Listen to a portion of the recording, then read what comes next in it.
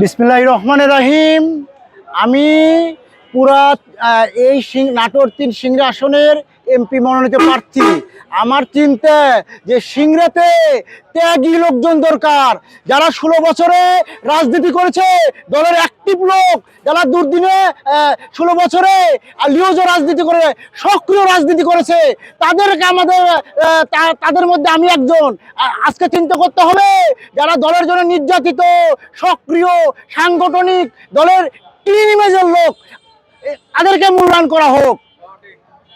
আচ্ছা, আরেকটা জিনিস জানতে চাই যে আপনি এই যে মনোনয়নে কতটুকু আশাবাদী আপনি? আমার চিন্তা নাটোর ৩ সিংড়া আসনের আমি একজন সিংড়া থানার এমপি মনোনীত, এমপি মনোনীত প্রার্থী।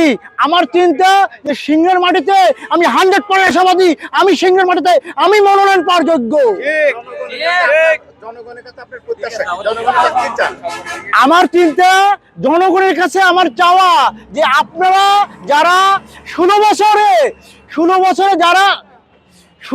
যারা ভোট দিতে পারেননি, আমাদের চিন্তা, জনগণের চিন্তা, আমাদের চিন্তা, আগামী দিনের রাষ্ট্রনায়ক তারেক রহমানের চিন্তা যে আগামী ফেব্রুয়ারিতে যে নির্বাচন হবে, আইনের মধ্যে ক্লিন নির্বাচন।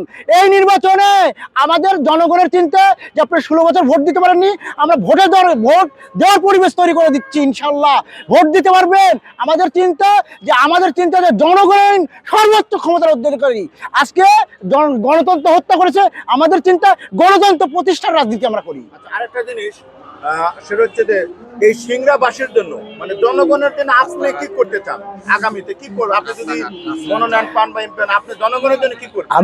আমার চিন্তা যে আমি যদি সিংড়ার এমপি মনোনয়ন পাই, আমার চিন্তা থাকবে যে সিংড়াতে আমি যে সমস্যাগুলো আছে, যে আমরা লোকজন দেখব যে সমস্যাগুলোতে সমাধান করব। আমাদের বক্তব্য হলো যারা দলের 16 বছরে সক্রিয় বিএনপি করেছে, যারা নির্যাতিত, সক্রিয়, সাংগঠনিক, তাদেরকে মূল্যায়ন করা হবে।